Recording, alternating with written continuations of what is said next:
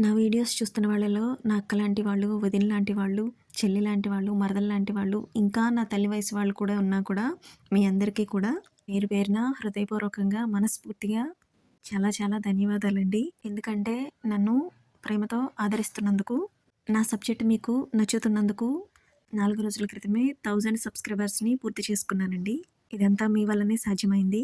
నేనెవరో మీకు తెలీదు. మీరెవరో నాకు తెలీదు. అయినా మనల్ని ఈ యూట్యూబ్ కలిపింది. మీరు చూపించిన ఈ ఆదరాభిమానాలని ఇలాగే ఉంచుకుని మరికొంచెం మీకు ఉపయోగపడే వీడియోలు చేయాలని ఆ భగవంతుడిని మనస్ఫూర్తిగా కోరుకుంటున్నానండి. అసలైతే 5 సంవత్సరాల క్రితమే నేను ఛానల్ స్టార్ట్ చేద్దామని అనుకున్నాను. కానీ చాలామంది నన్ను డిస్కరేజ్ చేశారు. ఏదైనా మనం ఒక పని చేయాలి అనుకున్నప్పుడు మనల్ని ఎంకరేజ్ చేసేవాళ్ళకంటే కూడా డిస్కరేజ్ చేసేవాళ్ళే ఉంటారండి. దురదృష్టం ఏంటంటే అందులో మనకి బాగా ఫర్‌గా ఉండేవాళ్ళు కూడా తెలిసి తెలియనితనంతో టాలెంట్ ఉంటూ తెలిసినా కూడా ఎంకరేజ్ చేయరు. ఒక్కొక్కసారి డిస్కరేజ్ చేస్తారు.